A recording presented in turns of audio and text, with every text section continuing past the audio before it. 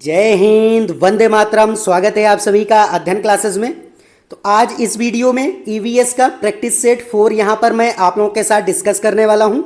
जो भी भाई बहन यहाँ पर नए हैं उन लोगों को मैं बता दूं कि ये जो ईवीएस की कंप्लीट ईवीएस प्रैक्टिस सीरीज चल रही है, इसमें ईवीएस के मैं टोटल यहाँ पर 15 प्रैक्टिस सेट कराने वाला हूँ।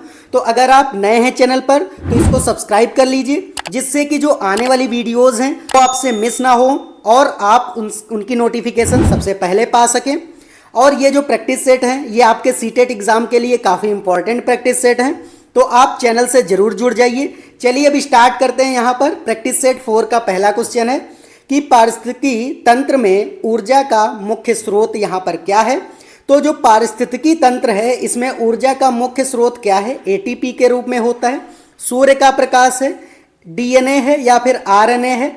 तो यहाँ पर मैंने यहाँ पर एक फोटो भी लगा दी है, आप यहाँ पर देख सकते हैं। ये पूरा क्या है? इकोसिस्टम है। और इकोसिस्टम में एनर्जी का जो मेन यहाँ पर सोर्स है वो सूर्य का यहाँ पर प्रकाश है, सन एनर्जी है। इसलिए बी ऑप्शन आपको यहाँ पर करेक्ट कर देना है। आप देख सकते हैं यहाँ पर सन की एनर्जी से यहाँ पर पेड़ पौधे यहाँ पर सन की एनर्जी से यहाँ पर लेते हैं और यहाँ पर प्रोड्यूसर का काम करते हैं, क्योंकि पौधे ही क्या करते हैं? भोजन का निर्माण करते हैं फोटोसिंथेसिस के द्वारा। ये यहाँ से वाटर ले लेते हैं जड़ों से, और इनके पास यहाँ पर कार्बन डाइऑक्साइड एनवायरनमेंट से ले लेते हैं, और यहाँ पर खनिज लवण भी यहाँ पर ले लेते हैं। उसके बाद में ये फोटोसिंथेसिस के द्वारा भोजन बना लेते हैं। और इन भोजन को कौन खाता है? यहाँ पर जैसे लोमड़ी खाती, गिलहरी खाती है। तो ये क्या हो जाएगा? लोमड़ी और गिलहरी यहाँ पर क्या हो जाएगा? या फिर टिड्डा खाता है तो टिड्डा यहाँ पर क्या हो जाएगा? प्राइमरी यहाँ पर हो जाएगा कंज्यूमर। और उसके बाद में इसको कौन खाता है? तो लोमड़ी खाती, सेकेंडरी कंज्यूमर हो जाएगा। तो ये आपको याद रखना है। और जो बाद में क्या होता है? तो यहाँ पर सूर्य का प्रकाश हो जाएगा। अब यहाँ पर ऊर्जा जो है वो संचित होती एटीपी के रूप में, तो ये भी आपको याद रखना है। डीएनए का कभी कभी फुल फॉर्म पूछ लिया जाता है, तो डीएनए का फुल फॉर्म क्या होता है? Deoxy ribo nucleic acid. और आरएनए का फुल फॉर्म होता है राइबो न्यूक्लिक एसिड। इसलिए आपको याद रखना है ये चारों पॉइंट। अब देख लेते हैं नेक्स्ट क्वेश्चन।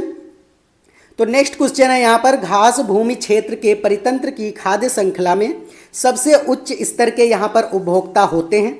शाकाहारी होते हैं, मांसाहारी होते हैं, जीवाणु होते हैं, या फिर मांसाहारी या फिर यहाँ पर शाकाहारी होते हैं? तो यहाँ पर देखिए ये फोटो यहाँ पर मैंने पिक्चर लगाया है। यहाँ पर जो उच्च उपभोक्ता है वो कौन हो जाएगा? यहाँ पर शेर है। तो शेर क्या होता है? मांसाहारी होता है। इसलिए बी ऑप्शन यहाँ पर करेक्ट हो जाएगा।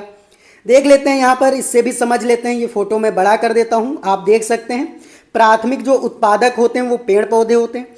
अब यहाँ पर इस घास को किसने खाया? तो टिड्डे ने इसको खाया, तो ये प्राथमिक उपभोक्ता हो गया। टिड्डे को चिड़िया ने खाया, तो द्वितीयक उपभोक्ता चिड़िया हो गई। अब चिड़िया को यहाँ पर इसने खाया, यहाँ पर लंगूर ने खाया, तो यहाँ पर तृतीयक उपभोक्ता ये हो गया। और उसके बाद क्या हो जाएगा? लंगूर को शेर ने खा लिया, तो शेर का ये उच्च उपभोक्ता क्या हो जाएगा? या चतुर्थ श्रेणी का उपभोक्ता क्या कौन हो जाएगा? तो यहाँ पर शेर हो जाएगा, बाज हो जाएगा। तो इस तरीके से ये उच्च कोटि के उपभोक्ता होते हैं। अब जब शेर मर जाता है तो ये अपघटित होता है, तो यहाँ पर अपघटक के रूप में डिकम्पोज हो जाता है और फिर से मिट्टी बन जाती है। और मिट्टी से फिर से यहाँ पर क्या होता है? पौधा फिर से यहाँ पर उपजाऊ यहाँ बनाने के लिए मिट्टी से नाइट्रोजन लेता है। तो फिर से ये पूरा चक्र चलता रहता है। यही का है इकोसिस्टम पूरा है। इसलिए आपको याद रखना है यहाँ पर मांसाहारी हो जाएगा। उम्मीद है आपको सारे ये क्वेश्चन समझ में आ रहे होंगे। अगर आपको वीडियो अच्छा लग रहा है तो वीडियो को लाइक कर दीजिए, और अगर चैनल पर नए हैं तो इसको सब्सक्राइब जरूर कर दीजिए। चलिए अब देख लेते हैं 3 नंबर क्वेश्चन। सरिस्का राष्ट्रीय उद्यान कहाँ पर स्थित है? पश्चिम बंगाल में है, गुजरात में है, राजस्थान में है या फिर असम में है? तो ये राजस्थान में है, आपको याद रखना है। सरिस्का जो राष्ट्रीय उद्यान है वो राजस्थान में, इसलिए सी ऑप्शन यहाँ पर लॉक कर देना है। 4 नंबर क्वेश्चन है कि वायुमंडल का प्रमुख स्तर जो पृथ्वी तल के नजदीक में है वह क्या है? तो यहाँ पर समताप मंडल है, क्षोभ मंडल है, मध्य मंडल है या फिर आयन मंडल यहाँ पर है? तो यहाँ पर सबसे जो निचला यहाँ पर मंडल है वो कौन सा है जो पृथ्वी के सबसे करीब में है? तो आप ये फोटो देख सकते हैं। यहाँ पर सबसे जो पहला मंडल है वो क्षोभ मंडल है, जो कि 0 से 12 किलोमीटर पृथ्वी से कितनी दूरी पर है? तो ये 0 से 12 किलोमीटर तक होता है। तो इसलिए क्या हो जाएगा? बी ऑप्शन यहाँ पर करेक्ट हो जाएगा, क्षोभ मंडल। उम्मीद है आपको यहाँ से ये चित्र से अच्छे से समझ में आ रहा होगा। फिर दूसरा क्या है? समताप मंडल है, फिर मध्य मंडल होता है, फिर ताप मंडल होता है और फिर वायुमंडल हो जाता है। तो ये सारे मंडल आपके सीटेट में इससे क्वेश्चन बनते हैं, इसीलिए मैंने ये वाला क्वेश्चन यहाँ पर समाहित कर लिया था। 5 नंबर क्वेश्चन देख लेते हैं कि निम्नलिखित किस गैस के कारण यहाँ पर भोपाल गैस त्रासदी हुई थी? तो जो भोपाल में गैस त्रासदी हुई थी, गैस जो जहरीली गैस वहाँ पर रिस गई थी, रिसाव हो गया था, जिससे यहाँ पर हजारों लोगों की मृत्यु हो गई थी, तो वो कौन सी थी गैस? क्लोरोफ्लोरोकार्बन थी, कार्बन डाइऑक्साइड थी, नाइट्रस ऑक्साइड थी, या फिर मिथाइल आइसोसाइनेट थी। तो यहाँ पर जो मिथाइल आइसोसाइनेट थी वही भोपाल गैस त्रासदी का मुख्य कारण था, इसलिए यहाँ पर डी ऑप्शन आपको लॉक कर देना है। अब देख लेते हैं 6 नंबर क्वेश्चन कि एस्किमो अपने घर इग्लू का निर्माण बर्फ से करते हैं, इसका कारण क्या होता है? तो यहाँ पर एस्किमो जो होते हैं ये इग्लू का निर्माण करते हैं, और इग्लू किससे बने होते हैं? ये बर्फ के घर होते हैं, इनको इग्लू कहा जाता है। आप इधर यहाँ पर पिक्चर देख सकते हैं। इसका क्या कारण होता है कि बर्फ ठंडी हवा और पानी को अंदर आने नहीं देता है, या फिर बर्फ की दीवारों के बीच मौजूद हवा अंदर की गर्मी को बाहर जाने से रोकती है, या फिर बर्फ मुफ्त में यहाँ पर मिलती है और अन्य सामग्री की अधिक कीमत होगी वहाँ पर, या फिर ध्रुवीय क्षेत्रों में केवल बर्फ ही यहाँ पर उपलब्ध होती है। तो यहाँ पर क्या हो जाएगा? जो बर्फ की दीवारों के बीच मौजूद हवा अंदर की गर्मी को बाहर जाने नहीं देती है, इसलिए जो एस्किमो होते हैं वो अपने घर बर्फ के बनाते हैं, जिनको हम लोग इग्लू कहते हैं। तो यहाँ पर आपको याद रखना ये इग्लू है, यहाँ पर आप देख सकते हैं। अब 7 नंबर क्वेश्चन है कि निम्नलिखित में से कौन सी विशेषता बरगद के पेड़ की जड़ों की यहाँ पर नहीं है? तो आपको ये बतानी है कि यहाँ पर कौन सी विशेषता बरगद के पेड़ के जड़ों की यहाँ पर नहीं है। तो ए ऑप्शन है, जो जड़ें होती हैं ये शाखाओं से नीचे यहाँ पर लटकती हैं, इनमें जमीन के भीतर जड़ें होती हैं, या फिर जड़ें भोजन का भंडारण करती हैं, या फिर जड़ें खंभों की तरह पेड़ को सहायता प्रदान करती हैं। तो जो 7 नंबर क्वेश्चन है इसमें पूछा था कि जड़ें जो है उनकी क्या विशेषता नहीं है। तो जड़ें भोजन का भंडारण करती हैं, ऐसा नहीं होता है, क्योंकि जड़ें जो हैं वो भोजन का भंडारण ना करके वो केवल जो जल होता है या खनिज लवण होते हैं उनको सिंचित करती हैं और पत्तियों तक भेजती हैं। तो यहाँ पर सी ऑप्शन करेक्ट हो जाएगा। अब 8 नंबर क्वेश्चन देख लेते हैं कि निम्नलिखित में से कौन सा आग्नेय चट्टान का यहाँ पर उदाहरण है। तो आपको ये बताना है कि आग्नेय चट्टान का क्या उदाहरण है। बेसाल्ट है, चूना पत्थर है, स्लेट है, या फिर यहाँ पर ग्रेफाइट है। तो बेसाल्ट जो होते हैं ये आग्नेय चट्टान का उदाहरण होते हैं, इसलिए ए ऑप्शन आपको लॉक कर देना है। 9 नंबर क्वेश्चन है कि ज्वार नियंत्रण में आमतौर पर सबसे अधिक प्रयोग की जाने वाली औषधि है। ज्वर का मतलब क्या होता है? यहाँ पर बुखार होता है। तो आपको याद रखना है कि बुखार नियंत्रण करने वाली यहाँ पर सबसे इंपॉर्टेंट मेडिसिन कौन सी है? ब्रूफेन है, बी कॉम्प्लेक्स है, पैरासीटामॉल है, या लिव52 है। तो हम सबको जब भी बुखार आता है तो हम लोग क्या करते हैं? पैरासीटामॉल का उपयोग करते हैं, इसलिए सी ऑप्शन यहाँ पर करेक्ट हो जाएगा। अब 10 नंबर क्वेश्चन है, दही निर्माण हेतु कौन सूक्ष्म जीव उत्तरदायी है? तो कौन सा यहाँ पर जो बैक्टीरिया होता है वो दही का निर्माण करता है? तो स्पर्जिलास होता है, स्ट्रेप्टोकोकस है, या फिर स्ट्रेटोवायरस है, या फिर यहाँ पर लैक्टोबैसिलस है। तो दही का निर्माण यहाँ पर लैक्टोबैसिलस जो जीवाणु होता है, बैक्टीरिया होता है, वो करता है, इसलिए आपको याद रखना डी ऑप्शन यहाँ से करेक्ट हो जाएगा। अब 11 नंबर क्वेश्चन है कि मानव रुधिर वर्ग की खोज सर्वप्रथम किस वैज्ञानिक ने की थी? तो मानव की जो रुधिर वर्ग है, मतलब कि जो ब्लड ग्रुप है, वो सबसे पहले किसने यहाँ पर, किस वैज्ञानिक ने यहाँ पर खोज की थी? तो लैंड स्टीनर ने किया था, जेनिक्स ने किया था, पेंटिंग एवं मास्ट ने किया था, या फिर कार्ल मार्क्स ने यहाँ पर किया था। तो आपको याद रखना कि लैंड स्टीनर ने यहाँ पर मानव के रुधिर वर्ग की खोज की थी, इसलिए ए ऑप्शन यहाँ पर करेक्ट हो जाएगा। अब 12 नंबर क्वेश्चन है कि मलेरिया रोग किसके कारण होता है? प्लाज्मोडियम के कारण होता है, यहाँ पर एंटी अमीबा के कारण होता है, रेट्रोवायरस के, या फिर साल्मोनेला के द्वारा यहाँ पर होता है। तो आपको याद रखना है कि प्लाज्मोडियम जो होता है उसके यहाँ पर कारण होता है, क्योंकि इसमें क्या होता है, ये मच्छर के काटने से यहाँ पर मलेरिया जो बुखार होता है या बीमारी होती है वो आ जाती है, और जो यहाँ पर मच्छर होता है वो प्लाज्मोडियम उसके अंदर होता है, और वहाँ पर ये प्लाज्मोडियम आपके ब्लड में ट्रांसफ़र कर देता है। ये जो मच्छर होता है इससे यहाँ पर क्या होता है, मलेरिया जो बीमारी होती है मनुष्य में आ जाती है, इसलिए ए ऑप्शन यहाँ पर करेक्ट हो जाएगा। अब 13 नंबर क्वेश्चन है कि पंचमाभ उपकला प्राणियों के शरीर में कहाँ मिलते हैं? यहाँ पर जो पंचमाभ उपकला हैं ये प्राणियों के भीतर कहाँ मिलते हैं? आमाशय में मिलते हैं, श्वसनिका में मिलते हैं, आंत्र में मिलते हैं, या फिर वायु कोश में यहाँ पर मिलते हैं। तो यहाँ पर क्या हो जाएगा, श्वसनिका में मिलते हैं, श्वास नली में मिलते हैं पंचाभ उपगला, इसलिए बी ऑप्शन करेक्ट हो जाएगा। अब 14 नंबर क्वेश्चन है कि निम्नलिखित में से कौन सा सरल ऊतक यहाँ पर नहीं है? तो जाइलम नहीं है, पैरन काइमा नहीं है, कॉलन काइमा नहीं, या फिर स्क्लेरन काइमा यहाँ पर नहीं है। तो यहाँ पर जाइलम नहीं है, यहाँ पर सरल ऊतक, इसलिए ए ऑप्शन करेक्ट हो जाएगा।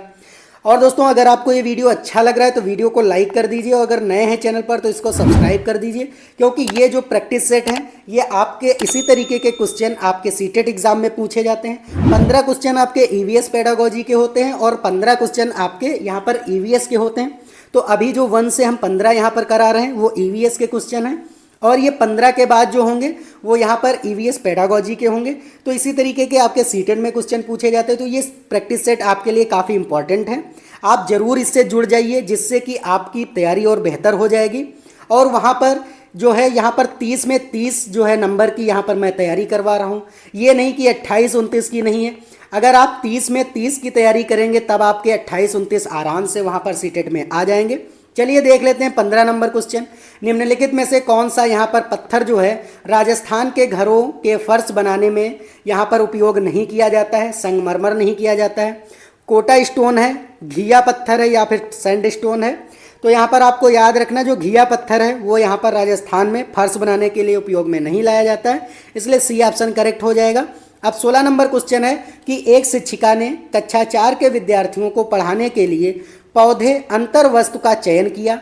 उसने सीखने के लिए निम्नलिखित अवसर प्रदान किए हैं यहाँ पर।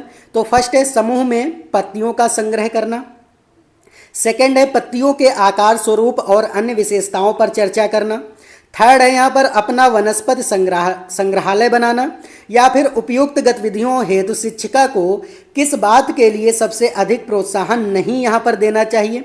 तो ये जो 3 फर्स्ट सेकंड और थर्ड हैं यहाँ पर ऑप्शन, इनमें से शिक्षिका को किस बात के लिए यहाँ पर प्रोत्साहन नहीं देना चाहिए?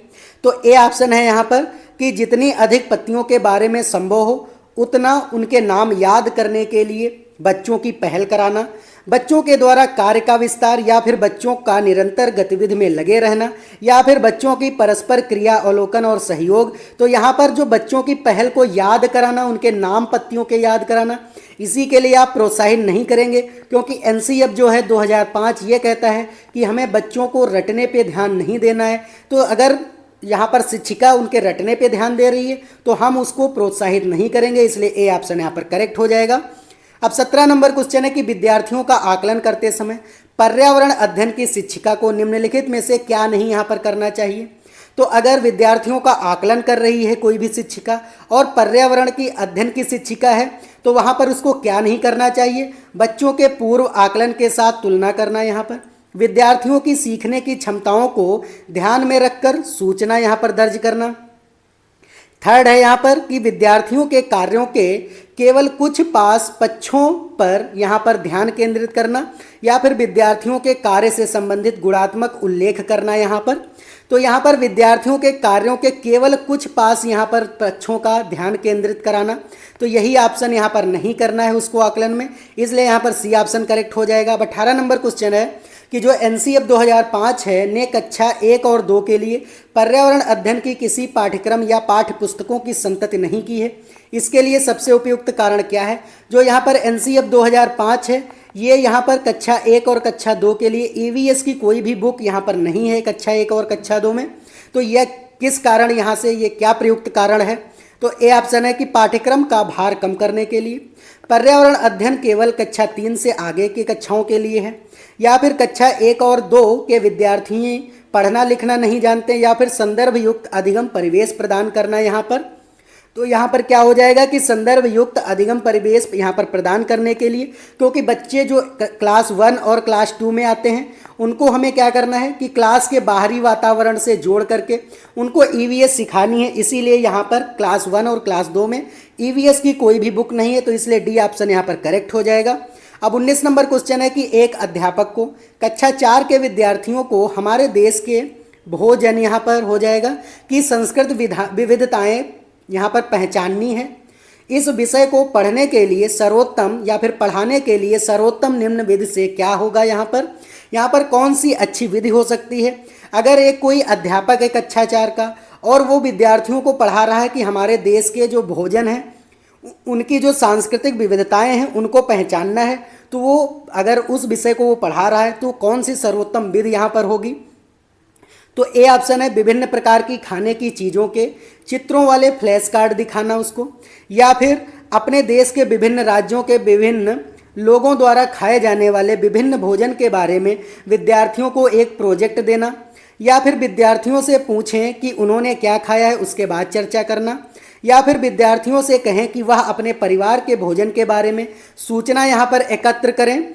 तो क्या हो जाएगा, अपने देश के जो विभिन्न राज्यों के विभिन्न लोगों द्वारा और जो विविध भोजन खाए जाते हैं विद्यार्थियों को एक प्रोजेक्ट देंगे, जहां से बच्चे ये सीखेंगे कि हमारे राज्यों में कहां कहां पर कौन कौन से भोजन खाए जाते हैं, कौन कौन से विभिन्न लोग यहां पर भोजन खाते हैं। तो अगर वो वहाँ पर सीखेंगे तो सबसे अच्छी तरीके से वो विविधता को जान पाएंगे, भोजन की संस्कृति की विविधता को जान पाएंगे। इसलिए बी ऑप्शन यहाँ पर लॉक कर देना है आपको। अब 20 नंबर क्वेश्चन है कि एक प्राथमिक स्तर की अध्यापिका जलाभाव मतलब कि जल का अभाव के विषय में अपनी कक्षा 4 के बच्चों को भावपूर्ण यहाँ पर प्रभावपूर्ण तरीके से किस प्रकार वह आंकती है। तो ए ऑप्शन है कि बच्चों को जल संरक्षण पर नारे या फिर लिखने के लिए कहकर, अगर बच्चों को जल संरक्षण के लिए नारे लिखवाना, उपयुक्त विषय पर एक लिखित परीक्षा का आयोजन करके, यह पता करके कि उन्होंने अपने दैनिक जीवन में जल की बचत कैसे प्रारंभ की, या फिर जल संरक्षण पर पोस्टर बनाने की गतिविधि का आयोजन करके यहाँ पर। तो क्या हो जाएगा कि यहाँ पर यह पता करके कि उन्होंने अपने दैनिक जीवन में जल की बचत कैसे प्रारंभ की थी, यही सबसे अच्छा तरीका है। इसलिए सी ऑप्शन यहाँ पर करेक्ट हो जाएगा, क्योंकि यहाँ पर बच्चे क्या होते हैं कि बच्चे करके सीखते हैं। तो बच्चे क्या होते हैं, करके जब सीखते तो वो अच्छी तरीके से वहाँ पर सीख पाते हैं। इसलिए सी ऑप्शन करेक्ट हो जाएगा। अब 21 नंबर क्वेश्चन है कि प्राथमिक स्तर पर पर्यावरण अध्ययन के क्षण में कहानियों और कविताओं का प्रभावी ढंग से उपयोग किया जा सकता है। पर्यावरण अध्ययन में उनके उपयोग का मुख्य उद्देश्य क्या होगा? कक्षा की विविधता की पूर्ति, सीखने के लिए संदर्भगत वातावरण प्रदान करना, पाठों को आनंददायक बनाना, या फिर भाषिक कौशलों को यहाँ पर बढ़ावा देना। तो यहाँ पर क्या होगा, सीखने के लिए संदर्भगत वातावरण वहाँ पर प्रदान करेंगे आप। तो इस तरीके से सबसे अच्छा मुख्य उद्देश्य उनकी पर्यावरण अध्ययन का होगा। इसलिए बी ऑप्शन आपको करेक्ट कर देना है। अब 22 नंबर क्वेश्चन है कि क्या अभिभावकों को अपने बच्चों को गृह कार्य करवाने में सहयोग देना चाहिए। तो यहाँ पर यह पूछा गया है कि अभिभावकों को अपने बच्चों का जो होमवर्क है वो करवाने के लिए उनको हेल्प करनी चाहिए। तो हाँ, इससे अभिभावकों को अपने बच्चों की प्रगति का पता चलेगा। सेकंड है कि नहीं, यह अभिभावकों पर अतिरिक्त बोझ है। थर्ड है नहीं, बच्चों को अपना गृह कार्य स्वयं करना चाहिए। या फिर हाँ, इससे बच्चे गृह कार्य अवश्य कर लेंगे। तो जो 22 नंबर क्वेश्चन है तो ए ऑप्शन ही करेक्ट होगा, क्योंकि इससे अभिभावकों को अपने बच्चों की प्रगति के बारे में पता चलेगा कि बच्चे कितनी चीज़ें यहाँ पर सीख पाए हैं। ये सारी चीज़ें अभिभावकों को पता चलेंगे। इसलिए ए ऑप्शन यहाँ पर लॉक कर देना है आपको। 23 नंबर क्वेश्चन है कि सूक्ष्म शिक्षक के संदर्भ में कौन सा यहाँ पर कथन सही है। तो ए ऑप्शन है छोटे पैमाने पर पढ़ाना ताकि अधिगम सुसाध्य हो सके। फिर सेकंड है यहाँ पर कि ऐसे स्तर पर पढ़ाना ताकि विद्यार्थी पर पाठ्यचर्या का बोझ कम हो सके। थर्ड है प्रभावी अधिगम शिक्षण के लिए अवधारणाओं को छोटे छोटे कौशलों में तोड़ना, या फिर बहुत कम शिक्षण यहाँ पर करना। तो आपको याद रखना है कि यहाँ पर सही कथन क्या होगा कि प्रभावी अधिगम शिक्षण के लिए अवधारणाओं को छोटे छोटे कौशलों में तोड़ना। इसलिए सी ऑप्शन यहाँ पर आपको लॉक कर देना है। 24 नंबर क्वेश्चन है कि छात्रों को प्राकृतिक संसाधनों का संरक्षण विषय पढ़ाना उनकी निम्न में से कौन से प्राकृतिक संसाधन का यहाँ पर संरक्षण करना सिखाने में सहायता करता है। तो वायु एवं जल में सहायता करता है, वन एवं वन्य जीव में करता है, पालतू तथा घरेलू जानवर, या फिर बगीचों में उगने वाले यहाँ पर पौधे। तो क्या हो जाएगा, 24 नंबर का ए ही ऑप्शन करेक्ट होगा, क्योंकि वायु एवं जल, क्योंकि छात्रों को आप प्राकृतिक संसाधन यहाँ पर संरक्षण का विषय पढ़ा रहे हैं, तो वायु और जल का संरक्षण वहाँ पर प्राकृतिक संरक्षण हो जाएगा। इसलिए ए ऑप्शन आपको लॉक कर देना है। अब 25 नंबर क्वेश्चन है कि जो एनसीईआरटी की पाठ्य पुस्तकों में पर्यावरण अध्ययन को उच्च प्राथमिक और स्थान यहाँ पर दिया गया है। यहाँ पर उच्च प्राथमिकता दी गई है। यहाँ पर ईवीएस जो अध्ययन होता है, जो पर्यावरण अध्ययन है, उसको उच्च प्राथमिकता क्यों दी गई है। तो यहाँ पर ए ऑप्शन है कि अधिक संख्या में अभ्यास प्रश्नों को शामिल करने के लिए। सेकंड है विषय की आधारभूत संकल्पनाओं की व्याख्या करने के लिए। थर्ड है यहाँ पर कि चिंतन और विस्मय के लिए विद्यार्थियों को अवसर उपलब्ध कराने के लिए, या फिर तकनीकी शब्दावली और सटीक परिभाषाएं उपलब्ध कराने के लिए यहाँ पर। तो सी ऑप्शन करेक्ट हो जाएगा कि चिंतन और विस्मय के लिए विद्यार्थियों को अवसर उपलब्ध कराने के लिए, क्योंकि जो एनसीईआरटी है वो यहाँ पर पर्यावरण अध्ययन की पुस्तकों को उच्च प्राथमिकता इसलिए दिया है क्योंकि बच्चों में यहाँ पर एनवायरनमेंट के बारे में चिंतन और विस्मय चीज़ें जो वहाँ पर उनको अमूर्त चिंतन के बारे में प्रोत्साहित करता है, इसलिए उनके अवसर उपलब्ध कराना। यहाँ पर सी ऑप्शन करेक्ट हो जाएगा। अब 26 नंबर क्वेश्चन है कि पर्यावरण अध्ययन की पाठ्य पुस्तकों में कविताओं और कहानियों को शामिल करने का यहाँ पर निम्नलिखित में से कौन सा उद्देश्य नहीं है। यहाँ पर तो ये काफ़ी इंपॉर्टेंट क्वेश्चन, आपके सीटेट में 4 से 5 बार ये क्वेश्चन रिपीट हुआ है, तो ये काफ़ी इंपॉर्टेंट है क्वेश्चन। देख लेते हैं क्या उद्देश्य यहाँ पर नहीं है कि कविताएं और कहानियों को शामिल करने का। तो विद्यार्थियों में कल्पनाशीलता और सृजनात्मकता योग्यता को बढ़ावा देना। सेकंड है यहाँ पर कि विषय में रुचि का विकास करना। सी ऑप्शन है यहाँ पर कि नित्य और एक रस विषय वस्तु को बदलाव करना। या फिर डी ऑप्शन होगा विद्यार्थियों को आनंद और मजा उपलब्ध कराना। यहाँ पर तो यहाँ पर क्या हो जाएगा कि आनंद और मजा उपलब्ध कराना ही यहाँ पर उद्देश्य नहीं, इसलिए डी ऑप्शन यहाँ पर करेक्ट हो जाएगा। उम्मीद है आपको ये सारे क्वेश्चन समझ में आ रहे होंगे। अगर आपको कोई भी डाउट लग रहा है तो आप कमेंट करके जरूर पूछिएगा। 23 नंबर क्वेश्चन देख लेते हैं कि पर्यावरण अध्ययन की पाठ्य पुस्तकों में विभिन्न प्रकरणों में एक खंड करके देखा को शामिल किया गया है। उसका उद्देश्य क्या है कि एक खंड को करके देखो यहाँ पर शामिल किया गया है। तो इसका उद्देश्य क्या है कि घर में विद्यार्थियों को व्यस्त रखना, प्रत्यक्ष हस्तपरक अनुभव उपलब्ध कराना, परीक्षा में निष्पादन को सुधारना, या फिर वैज्ञानिक शब्दावली की परिभाषाएं यहाँ पर सिखाना। तो यहाँ पर प्रत्यक्ष हस्तपरक अनुभव उपलब्ध कराना यही इसका उद्देश्य हो जाएगा, क्योंकि यहाँ पर क्या कहा गया, करके देखो। करके देखना क्या है, करके सीखना। तो प्रत्यक्ष और हस्तपरक मतलब अपने ही हाथों से कर करके वहाँ पर अनुभव प्राप्त करना। तो यहाँ पर बी ऑप्शन करेक्ट हो जाएगा। अब 28 नंबर क्वेश्चन है कि पर्यावरण अध्ययन में एक अच्छे दत्त कार्य का यहाँ पर मुख्य लक्ष्य होना चाहिए। तो क्या होना चाहिए, अधिगम विस्तार के अवसर उपलब्ध कराना, प्रभावी अधिगम के लिए पाठ को दोहराना, यहाँ पर समय का बेहतर प्रयोग सुनिश्चित करना, या फिर विद्यार्थियों को अनुशासन में यहाँ पर बनाए रखना। तो यहाँ पर अधिगम विस्तार के अवसर उपलब्ध कराना यही कार्य का मुख्य लक्ष्य होना चाहिए, इसलिए यहाँ पर ए ऑप्शन करेक्ट हो जाएगा। अब 29 नंबर क्वेश्चन है कि एक शिक्षिका तनावग्रस्त बच्चों की पहचान कर सकती है जब बच्चा निम्नलिखित व्यवहार प्रदर्शित करता है। तो बच्चा कौन सा यहाँ पर व्यवहार प्रदर्शित करता है, आक्रामक व्यवहार प्रदर्शित करता है, पढ़ाई में पूर्ण एकाग्रता, बहुत बात करना, या फिर हाइपर एक्टिविटी हो जाएगा। तो यहाँ पर आक्रामक व्यवहार हो जाएगा। अगर बच्चा तनावग्रस्त है तो वो क्या हो जाएगा, वहाँ पर हाइपर हो जाएगा, और अपना बिहेवियर क्या होगा, थोड़ा आक्रामक वहाँ पर बिहेवियर वहाँ पर अपनाएगा, इसलिए ए ऑप्शन यहाँ पर करेक्ट हो जाएगा। अब 30 नंबर क्वेश्चन देख लेते हैं कि अभिभावक शिक्षक अंतः क्रियाओं को उपलब्ध कराने का मुख्य उद्देश्य यहाँ पर क्या है कि विद्यालय में हो रहे क्रियाकलापों के बारे में जानकारी को साझा करना, पुनर्बलन और सुधार के लिए बच्चों की योग्यताओं और कमजोरी के बारे में चर्चा करना। सी है यहाँ पर कि एक दूसरे के साथ सामाजिक संबंध विकसित करना, या फिर एक दूसरे की कमियों को यहाँ पर उजागर करना। तो यहाँ पर क्या हो जाएगा, बी ऑप्शन करेक्ट हो जाएगा, क्योंकि यहाँ पर पुनर्बलन और सुधार के लिए बच्चों की योग्यताओं और कमजोरी के बारे में चर्चा करना यही जो है अभिभावक शिक्षक अंतः क्रियाओं को उपलब्ध कराने का मुख्य उद्देश्य है। अगर अभिभावक क्लास में आते हैं तो शिक्षक क्या करेगा कि उनके पुनर्बलन में सुधार करने के लिए बोलेगा, और बच्चों की योग्यताओं और कमजोरी के बारे में भी चर्चा करेगा कि आपका बच्चा कहाँ पर वीक है और कहाँ पर बहुत अच्छा कर रहा है। ये सारी चीज़ें शिक्षक जो है अभिभावक से बताएगा, इसलिए यहाँ पर बी ऑप्शन आपको लॉक कर देना है। तो इस प्रैक्टिस सेट के ये कुछ 30 क्वेश्चंस थे।